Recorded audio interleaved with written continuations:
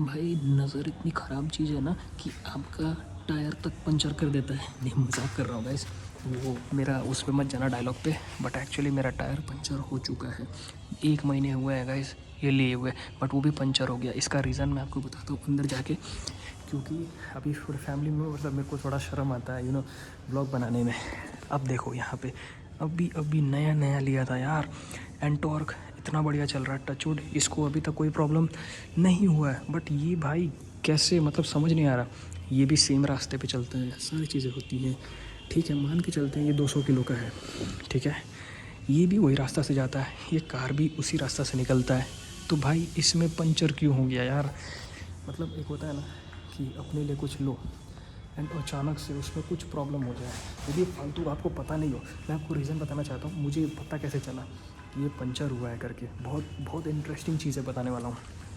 ये पहले आपने बाइक देख लिया ना ध्यान से, चलो इसका सब चीज़ मेरे को पहले ही लग रहा था, कुछ शक लग रहा था। मेरे को लग रहा था ना इस पर ब्रेक ऑयल नहीं होगा, फिर मैंने चेक किया तो ब्रेक ऑयल था, ठीक है। और दूसरा माइलेज, भाई फर्स्ट सर्विसिंग से पहले इस पर इंजन ऑयल था ही नहीं, मतलब समझ रहे हो, इंजन ऑयल था ही नहीं इसमें। ब्रेक ऑयल भी बहुत कम था, ठीक है, ये जो सामने देख रहे हो। एंड भाई ये तो पंचर ही हो गया। अब एक चीज़ बताना चाहता हूँ, एक हफ़्ते पहले मैंने किया था, क्या बोलते हैं क्या बोलते हैं उसको, हवा भरवाया था। हवा भरवाने के बाद भाई इसका रिज़ल्ट ऐसा है, आज मैं अचानक जा रहा हूँ तो गाड़ी मेरे से हैंडल ही नहीं हो रहा है। गाड़ी बहुत बहुत एक्सीलरेट करना पड़ रहा है, फिर जाके वो जाके आगे बढ़ रहा है। तो मेरे को थोड़ा लगा कि भाई कुछ तो इश्यू हुआ है। ये पानी चेक करो ना, पानी से ही मैंने सब कुछ देखा था। ये सब चीज़ आपने देख लिया ध्यान से। अब चलो थोड़ा ध्यान से बात करते हैं अंदर, ठीक है गाइस। थोड़ा सा शर्म आता है यार मेरे को, बस प्लीज़ होल्ड रहना। बहुत ही इंटरेस्टिंग आपको रीज़न बताना चाहता हूँ, और आप इससे कैसे बच सकते हो ना, इसके बारे में बात करते हैं, ठीक है गाइस सॉरी, मेरे को जज मत करना। मैं अपने ऑफिस में आके बना रहा हूँ, ऑफिस में आके वीडियो बना रहा हूँ। चलो तो चलो आज अभी हम लोग बात करते हैं कि एक्चुअली ये हुआ कैसे, एंड आप इससे कैसे बच सकते हो। चाहे आपका कोई भी बाइक हो, चाहे आपका हल्के से हल्का बाइक हो, चाहे आपका महंगा से महंगा बाइक हो। अब चलो हुआ क्या था कि जब मैंने गाड़ी लिया तो 1 से 2 महीने हुए थे वो गाड़ी लिए हुए।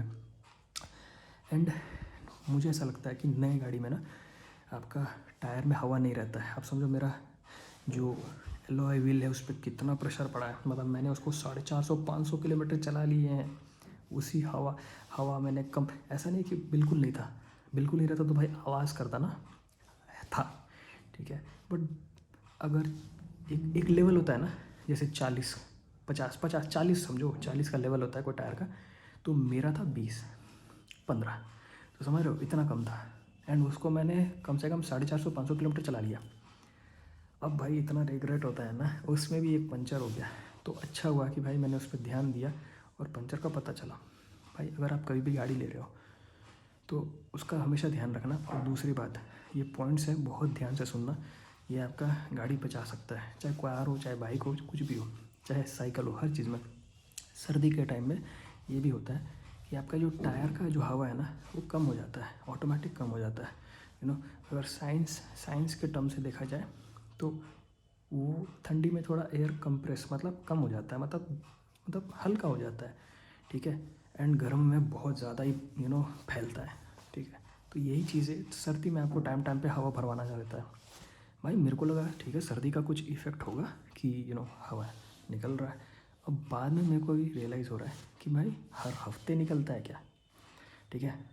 अभी जाके देख रहा हूँ तो उस पर नीडल है, और मैंने उसमें भी उसको बहुत चलाया, समझ रहे हो। तो अभी ख़राब लग रहा है कि पता नहीं कल जाके टायर में मतलब मुझे क्या देखने को मिलेगा। कल उसका व्लॉग आएगा, टायर पंचर जो अभी फ़िलहाल हुआ है। तो हो सके तो मैं थोड़ा सा क्लिप कल का बना के आप सबको दिखाऊंगा कि अगर किसी का भी बाइक ऐसा ख़राब होता है तो उसको फिक्स कैसे कर सकते हैं करके। आई होप कि आपको मेरा जो इन्फॉर्मेशन है वो समझ आया होगा, एंड होप करता हूँ कि आप ये गलती नहीं करेंगे। हमेशा सर्दी के मौसम में हवा चेक करवाते रहिए। गर्मी में उतना टेंशन नहीं है, महीने महीने में चेक करा सकते हो, बट सर्दी के मौसम में हर 15 से 20 दिन में आपको चेक कराना है, ये आपको ध्यान में रखना है, ठीक है। बाकी guys thank you so much for watching.